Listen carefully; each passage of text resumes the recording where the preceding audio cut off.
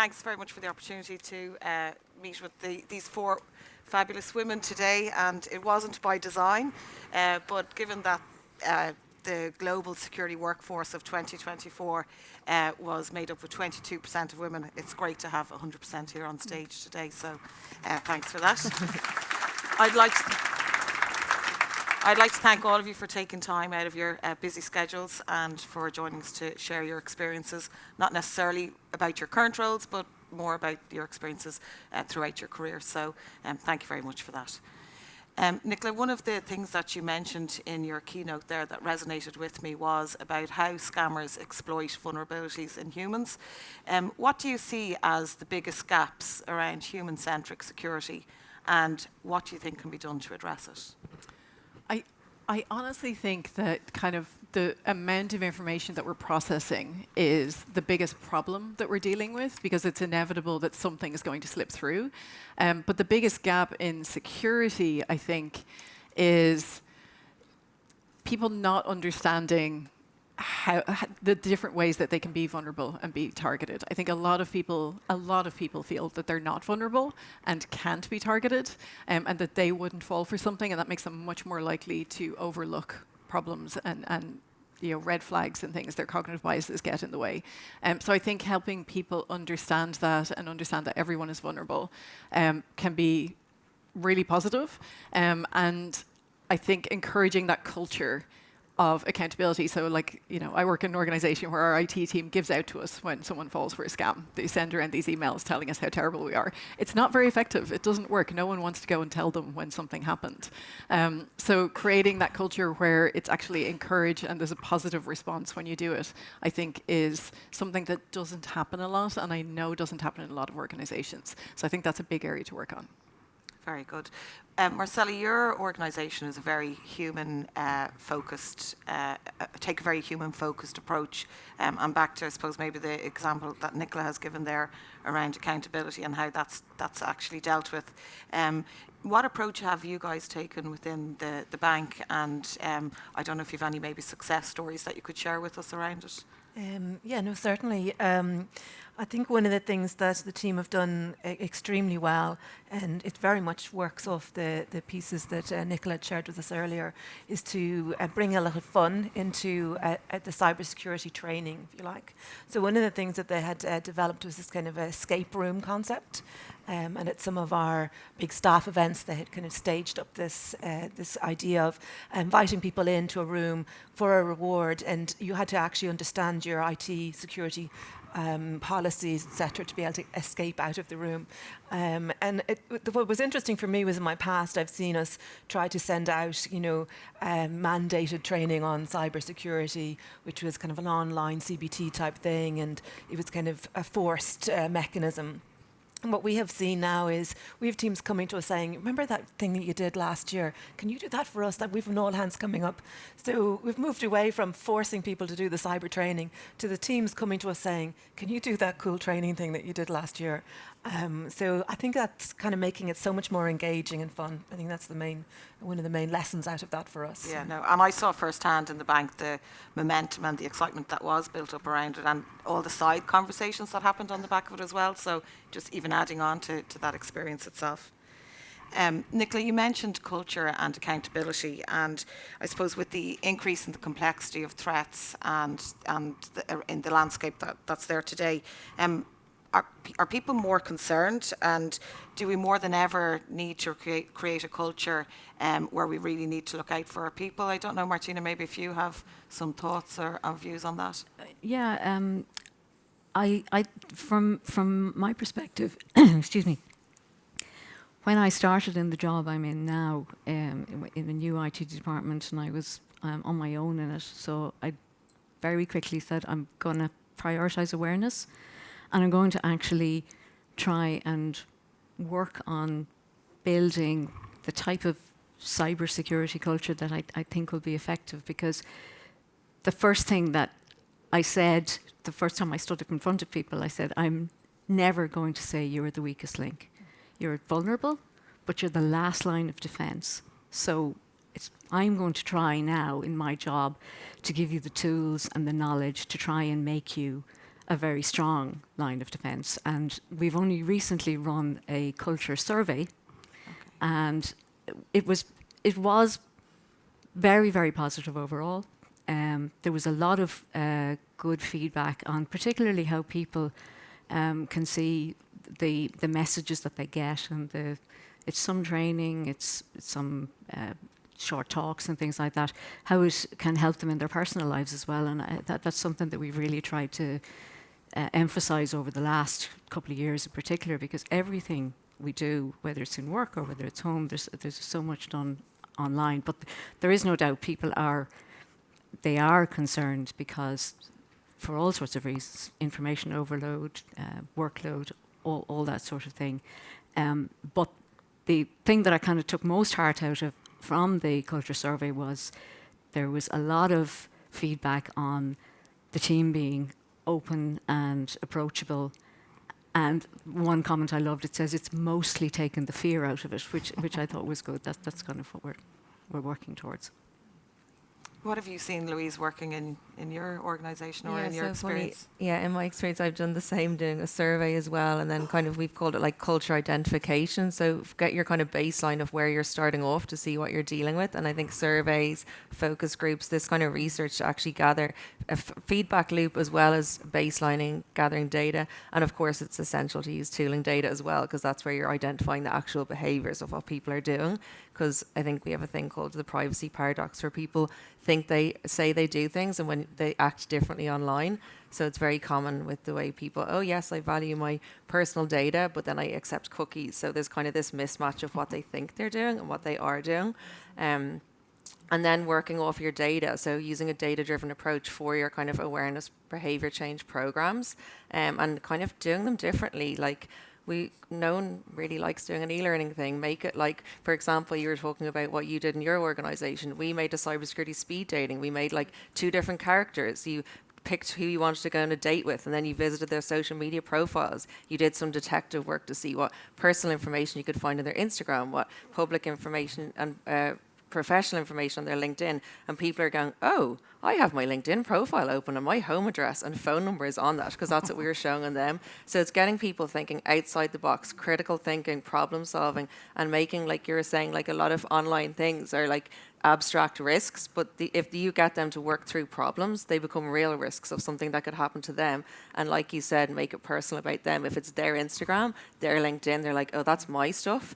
As much as we like to think people care about our company data, they don't. They care about themselves and their families. Like if you run an event in work that's related to like personal stuff or a kids talk, you're going to get so many more people coming than a phishing talk. So yeah, I think that really works, personalizing things as well. Making it relevant as well. Yeah. What do you? Jump in? Yeah. I really noticed and thought it was really super the way Nicola kind of just said right out loud, even in your role, you've been caught by scams, and I do the same thing. And I think that's really helpful to have people kind of understand that we're all actually, susceptible to this. And in the way that we encourage people to raise awareness on something or to call out that they've been caught in something, what we do is it's kind of a private and a quiet way of doing that. But then we come back to the organisation and say we learned from somebody about this by having them come to us. And it really helps people see that as a really positive event, as opposed to they had to shame up. Which is really, I think you were saying as well, kind of that negativity around, admitting that you've been caught by a scam. So yes, that definite shift in culture around how it's dealt with. I think having like a tagline for the company, like see something, say something. So there's like, it's just, you can put it on digital screens and just remind people that this is our culture, like see something, say something. Yeah. Very good. Nicola, you also talked about social engineering and how the tactics around that are evolving. I suppose, what are the most sophisticated technologies attackers are using now, and how can organisations look at combating it?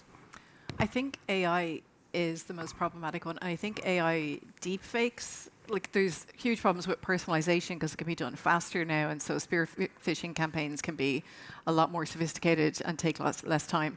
But I think deepfakes are going to be a huge issue, particularly when you get video deepfakes and even audio deepfakes, where you've got someone whose voice you recognize telling you to do something, or whose video you can have a conversation with telling you to do something. Like, we've always been taught to believe what our eyes see and not necessarily what we read about something. And then when you can't believe that anymore, things get very difficult. Like, it's really hard to process the fact that what we see might not be real. And again, if you're under time pressure, you might miss some things that are slightly off about something. Like, at the moment, it's difficult to get it to such a good point that it's super believable, but it might still take in people who are very overloaded or who aren't paying attention. But it's going to get better very, very quickly. I think that's going to be a huge problem. Like, we've seen examples outside of corporate places where, you know, this claims that someone's been kidnapped and they've got the person's voice talking to like, your child has been kidnapped and here's your child's voice.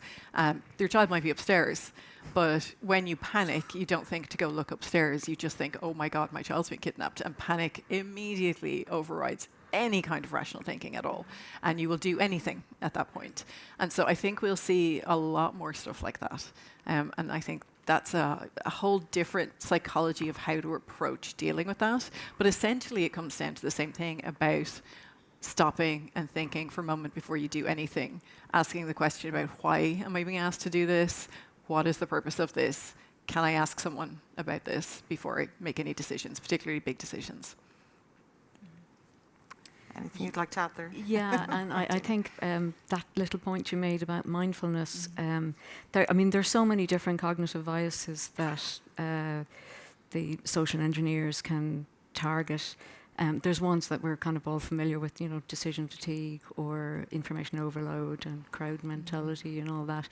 I personally think that a lot of people, most people, are predisposed to be helpful. So a lot of this is what they're doing. That sometimes.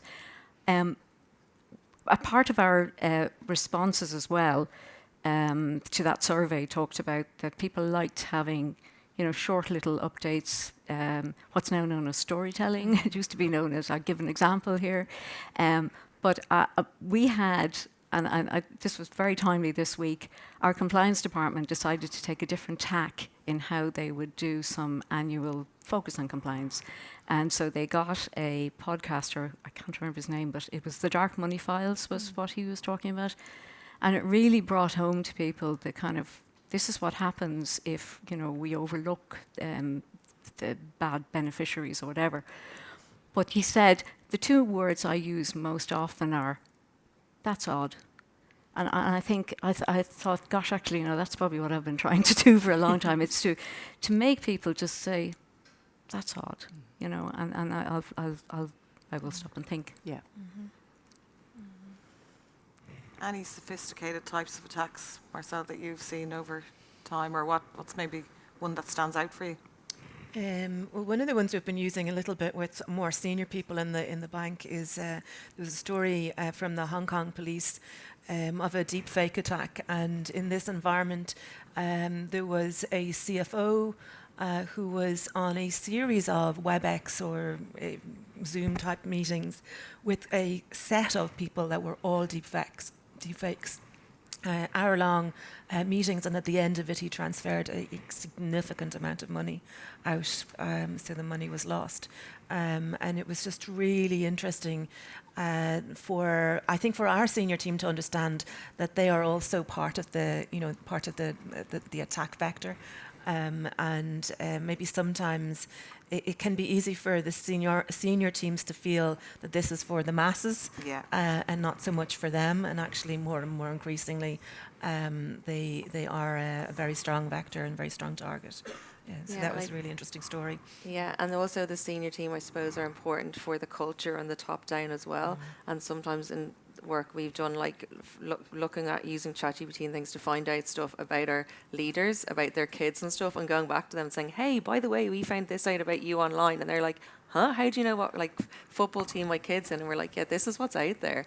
So sometimes it's kind of throwing it back in their faces in the nicest way possible, so they take it seriously, so then they can do the bottom down kind of approach. It's really about making it relevant, I suppose, that they can resonate with it as well. Great. We've seen, obviously, a number of changes in Trump's new regime. Dare I mention the man himself? You'd sometimes wish some of what we're seeing is actually a deep fake at the moment. But I suppose, and one of the ones that resonated with me was the move away from previously held programmes around DEI. Particularly, I personally, I see it as a shift backwards. What difference has DEI made to the overall security posture of an organisation, or what does it bring that helps strengthen that within an organisation? I don't know who. So Marcella? Well, I might jump in first of all to say, at least from the point of view of the centre bank, they can do what they like. D&I is a thing for us, and it will always be a thing for us, and we're sticking with it. It's massively important. We're representing the public. If our internal staff don't represent the people that we're trying to secure their futures for, we just can't do our job at all. But in this particular scenario, I think that diversity of thought is really, really critical, both in the team itself, so that the cyber team can consider, enough different kind of variations, and be alert always to what's coming into differently into the organisation, but also across the team, because different, as we talked earlier with Nicola's really excellent presentation, all of those different cognitive biases, all the different behavioural kind of triggers that we have can also be used positively in order to catch and gatekeep the organisation. Yeah, I think apart from the obvious benefits of having diverse people in a team with different skills and things like that and different approaches, and you were saying that that guy around town wouldn't go up to him because they'd immediately go, no, I'm not talking to you. But also something that I was kind of conscious of, given this, we need to the quote from, I think is it Zuckerberg, put more masculinity into the workplace. Something that I didn't want to do for a long time even was simulated phishing, because to me it was kind of counter to the culture I was fostering. I didn't want to be trying to catch people out, but certainly I don't like the idea of punishing them. And the fear I would have is that as it becomes a bit more, let's hear softly kind of, I'm not talking about in my organisation at all, but that might be something where I think we are seeing the need for a positive and an open and approachable security culture. There might be some other forces, saying, no, that's too softy. Yeah. I think there's so much evidence to show that teams that are diverse are more productive, more creative. They come up with better ideas. They have different perspectives. They work better in a global market because there's so many different perspectives around the world. It avoids you making bad mistakes, culturally bad mistakes and products. But there's even just the cultural understanding of language, I think, also is really important. There was a funny example on Blue Sky the other day of someone who had submitted a question to a journal saying, I think this article is AI generated. And they got a response back that started with a particular greeting, and they posted it and said, I'm getting an AI response to a question about AI. And all of the answers were people from India saying, that's a very standard greeting that we have in India. That's just the way we talk. And so there's an ability to misunderstand and pick up on cues that are incorrect sometimes when we don't have broader cultural understanding within our organization, our teams. So diverse perspectives are just hugely, hugely important. And I also agree that idea of masculizing or making things more masculine in the way that they're talking about it goes against accountability. Like, you do not see people like Musk and Trump taking accountability for anything. Everything is deflected blame if anything goes wrong. And that would be hugely problematic. You're just going to run into so many more security issues if people won't take accountability for their own actions. Yeah, no, agreed.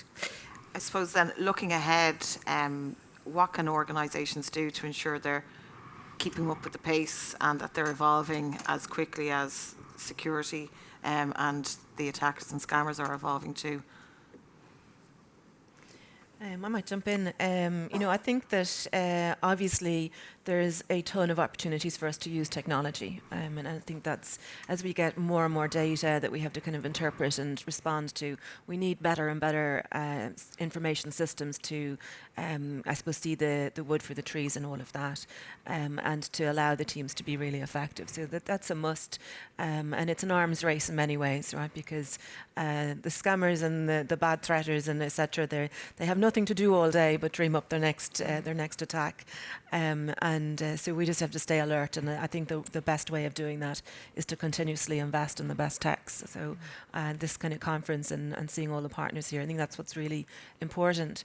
What I think that this conversation has really been extremely helpful to is that tech is one part of it, but the other part is really understanding how your organization's cohort, if you like, and their behaviours and their drivers and so really understanding the way in which your particular organisation might be vulnerable, and going after the kind of the behavioural defences and thinking about those things in a very proactive and clear way, so that it's part of your programme, as opposed to the problem with tech can be that it might be just a blanket answer to everything, as opposed to a very honed and specific answer to you and your org and your threat vectors and your behavioural biases in your company. And I think that's where it's really interesting new thinking coming through with the work of Nicola